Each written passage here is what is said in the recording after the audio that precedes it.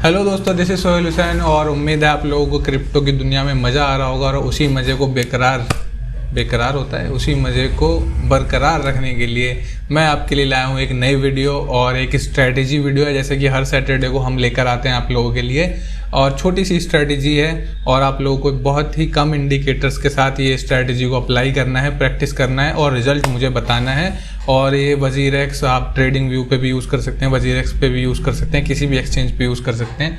तो मैं सबसे पहले आप लोगों को नीचे ले जाकर दिखा देता हूँ कि क्या स्ट्रैटेजी है, कैसे है। अगर चैनल को सब्सक्राइब नहीं किया तो सब्सक्राइब कर लीजिए, ऐसी ही वीडियोस मैं आपके लिए लाता रहता हूँ।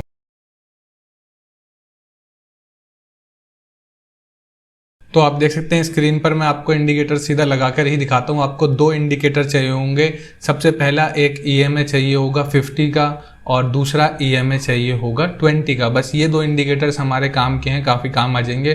और कैसे आएंगे वो मैं आप लोगों को बताता हूँ। सीधा चार्ट पे आप लोगों को लगा के दिखा देता हूँ। EMA यहाँ पर लिखोगे तो मूविंग एवरेज एक्सपोनेंशियल आपको लेना है और इसकी सेटिंग जो करनी है, बस कुछ नहीं करना, आपको यहाँ पर कर देना है एक 50 का और एक और मूविंग एवरेज एक्सपोनेंशियल आप लोगों को लगाना है, एक और EMA लगाना है। EMA लगाएंगे यहाँ पे मूविंग एवरेज एक्सपोनेंशियल, और ये वाला जो EMA है दूसरा वाला, इसको हम कर देंगे, जो 9 का EMA है उसको हम कर देंगे 20 का। तो आपको एक 50 moving average exponential moving average चाहिए होगा और एक 20 का। अब मैं बात कर लेते हैं कि सेटअप की आप लोगों को ट्रेड कैसे लेनी है, इस पे बाय का सेटअप क्या है और शॉर्ट का सेटअप क्या है, लॉन्ग का क्या है और शॉर्ट का क्या है। तो सबसे पहले बात कर लेते हैं अपने बाय के सेटअप की। बाय के सेटअप पे आप लोगों को सबसे पहले जो चीज़ ध्यान में रखनी है कि चार्ट आपका जो है अप ट्रेंड में होना चाहिए। अप ट्रेंड में कैसे कंफर्मेशन मिलेगी हमको, जब ये जो हमको यहाँ पर एरिया दिख रहा है, जब ये MA के ऊपर होगा तो हमको कंफर्मेशन मिलेगी कि ये एक अप ट्रेंड में है चार्ट। ये देख रहे हो आप, अप ट्रेंड में ऊपर जा रहा है। और यहीं पे इसी तरीके से हमको सेटअप में आप बाय का सेटअप कैसे लेना है। सबसे पहली बात, जब ये जो चार्ट गिरता हुआ यहाँ से नीचे की तरफ आएगा और जब ये हमारे नीचे वाले EMA पे यानी कि 50 EMA पे और यहाँ पे टच करने के बाद जब रिवर्सल देगा, तब हमको उस ट्रेड में एंटर हो जाना है। यानी कि यहाँ पर आएगा इस कैंडल पे, देखिए अगर आपको इस कैंडल पे रिवर्सल मिल गया, यानी नीचे टच करते ही ऊपर चली गई कैंडल, अगली कैंडल हमारी ग्रीन बन गई, तो हम ट्रेड में एंटर हो जाएंगे। और अपना जो SL रखेंगे वो हम इसी मूविंग एवरेज की जो कैंडल होगी उसकी विक के नीचे रख देंगे, विक बनी होगी या पूरी कैंडल होगी उसके नीचे रख देंगे, और यहाँ से हम लोग फिर इसको राइड करेंगे। और अब TP और SL मैंने बता दिया आपको, बाय में स्टॉप लॉस कहाँ पे रखना है और टेक प्रॉफिट कहाँ रखना है, ये आपके ऊपर है। आपने चाहे मान लीजिए कि $50 की एक ट्रेड लगाई, $100 की ट्रेड लगाई, तो आप अगर चाहते हैं कि मैं उसमें 50% लेके निकलूँ, 60% लेके निकलूँ, तो आप अपने हिसाब से लगा सकते हैं। मेरा जो तरीका होता है, मैं आगे जैसे अब मान लीजिए राइड स्टार्ट हो गई है, उसके बाद मैं देखता हूँ कि अगला जो रजिस्टेंस क्या है, ऊपर जाने से मार्केट कैसे रुकेगी, तो आप उस रजिस्टेंस के आसपास या उससे थोड़ा सा पहले ही लगा सकते हैं, क्योंकि कई बार ये होता है रजिस्टेंस तक मार्केट नहीं है, पहली रिवर्स हो जाती है।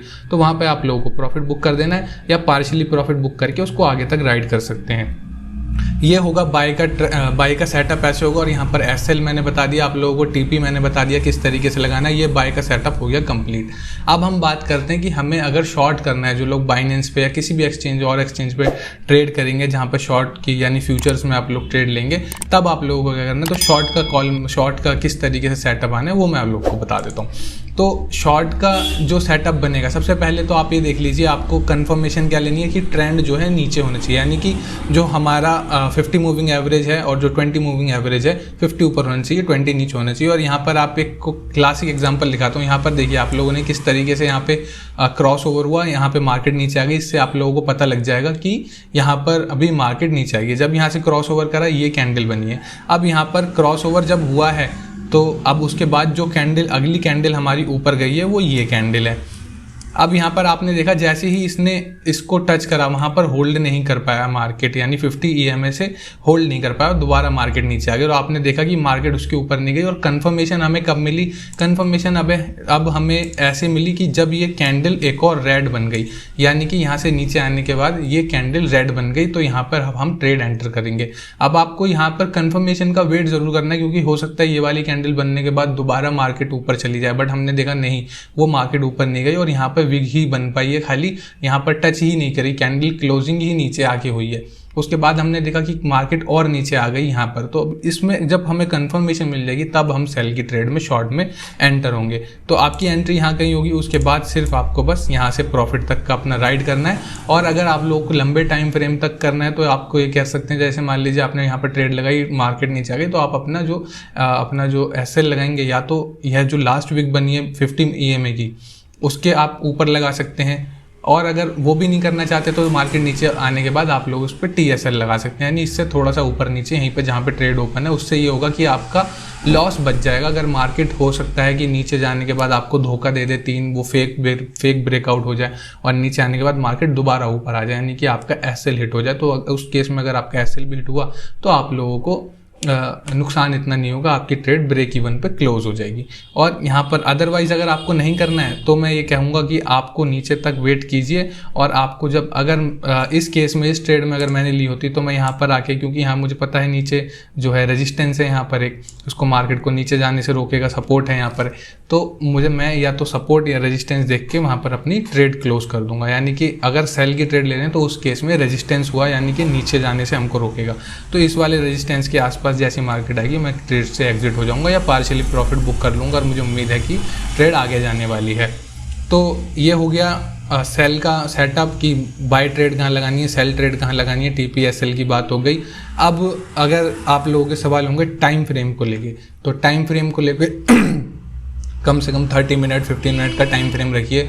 उसके अलावा आप लंबे टाइम फ्रेम में ट्रेड करेंगे तो बहुत अच्छी बात है, स्विंग ट्रेड भी कर सकते हैं इसमें आप। एक मार्केट, क्योंकि ऐसा होता है कि एक ट्रेंड में थोड़े बहुत टाइम तक तो चलती है। अभी अगर हम देखें तो बिटकॉइन की प्राइस करंटली 42,000 के आसपास चल रहे हैं, और जब से नीचे आना स्टार्ट हुआ है तो ऐसा नहीं, हमने ये नहीं देखा कि मार्केट बहुत ज़्यादा फ्लक्चुएट कर रहा है, वो है एक ट्रेंड में ही, वही 45 42, और अभी इस रेंज में 40 से 45 हज़ार के बीच में काफ़ी फ्लक्चुएट कर रहा है। तो आप उस हिसाब से भी अंदाज़ा लगाकर स्विंग ट्रेड कर सकते हैं कुछ थोड़े बहुत लंबे टाइम के लिए। तो बाय सेटअप हो गया, सेल सेटअप हो गया, TPSL हो गया दोनों का। अब इसको आप स्ट्रैटेजी को रिफाइन कैसे कर सकते हैं, इसमें से लॉस होने के चांसेस कैसे कम कर सकते हैं। अब दूसरी बात ये होगी यहाँ पर कि अगर आप इस स्ट्रैटेजी को जब भी अप्लाई करेंगे तो आपको जो है फॉल सिग्नल भी देखने को मिलेंगे, अब उससे आप बचेंगे कैसे? सबसे पहले तो ट्रेंड कंफर्मेशन आप लोगों को ज़रूर देख लेनी है। उसके बाद आपकी मार्केट अगर प्रॉफिट में आ जाए तो आप लोगों को अपना TSL यूज़ कर लेना, यानी मार्केट नीचे आ गई, अच्छी खासी नीचे आ गई, तो आप ब्रेक इवन पे SL लगा दिया और बाकी पार्शियल प्रॉफिट बुक करते रहिए, ताकि अगर मार्केट कल को ऊपर भी आ जाती है तो आप लोगों को उसमें नुकसान नहीं होगा। छोटे टाइम फ्रेम पे करेंगे तो थोड़ी बहुत नॉइस भी आप लोगों को देखने को मिलेगी, क्योंकि मार्केट फ्लक्चुएट करेगा इन दोनों मूविंग एवरेजेस के पीछे। 20 और 50 मूविंग एवरेज का एक जो रेशो है वो ये है कि लास्ट 50 डेज़ का 20 डेज़ का जो मूविंग एवरेज निकल कर आता है, तो आप लोगों को उस हिसाब से ट्रेंड कंफर्मेशन लेके आप ट्रेड कर सकते हैं उसमें। और दूसरी बड़ी सबसे चीज़ जो इन सबसे ज़्यादा इम्पॉर्टेंट है वो है मनी मैनेजमेंट। आप कोई सी भी स्ट्रैटेजी लगाइए, कितने बड़े आप इस ट्रेडर बन जाइए, कितना भी कुछ भी कर लीजिए, अगर आपको इमोशनल डिसिप्लिन और मनी मैनेजमेंट आपके पास नहीं है, रिस्क मैनेजमेंट आपके पास नहीं है, तो आप सक्सेसफुल ट्रेड कभी ले नहीं पाएंगे, आपको हमेशा नुकसान ही होगा। और आप यही शेयर करेंगे मुझसे भी आके कि भाई हमने तो ली थी यार, ट्रेड नुकसान हो गया और ऐसा हो गया वैसा हो गया।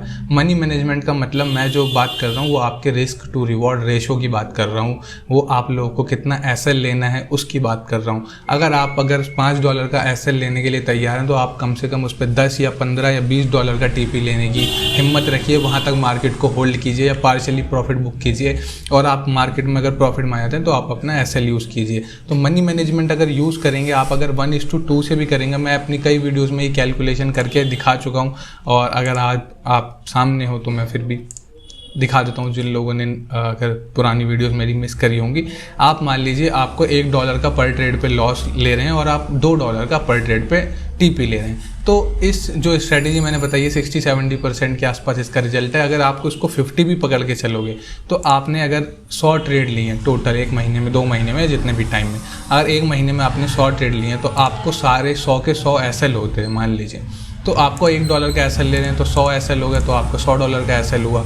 अब 100 ट्रेड ही उतनी ही ली हैं, मगर अगर इस पर आपने 50 ट्रेड भी विन कर ली और आपको $2 का प्रॉफिट होगा पर ट्रेड पे, तो $100 का आपको प्रॉफिट हो जाएगा। यानी 50 ट्रेड, अगर 100 में से 50 ट्रेड लॉस जाती हैं तो कितना एसएल हुआ, तो $50। मगर 50 जो बाकी की बची हैं हमारे पास और वो 50 प्रॉफिट में जाती हैं तो आपका $100 का होगा। यानी एट दी एंड आप जो है प्रॉफिट में ही रहेंगे, वो भी 1:2 के हिसाब से करेंगे। तो आप लगा लीजिए अगर $50 का लॉस भी हुआ आपको 50 ट्रेडों में, तो उल्टा अगली जो 50 ट्रेड मतलब कुल मिला के अगर 100 ट्रेड का रेशो निकाल गया है उसमें से 50 भी आपने विन करी तो आप $100 के प्रॉफिट में रहेंगे और आपका लॉस भी रिकवर हो जाएगा, वो अलग। तो इस तरीके से आप लोगों को मनी मैनेजमेंट और रिस्क मैनेजमेंट फॉलो करना है, तभी ये स्ट्रैटेजी काम करेगी।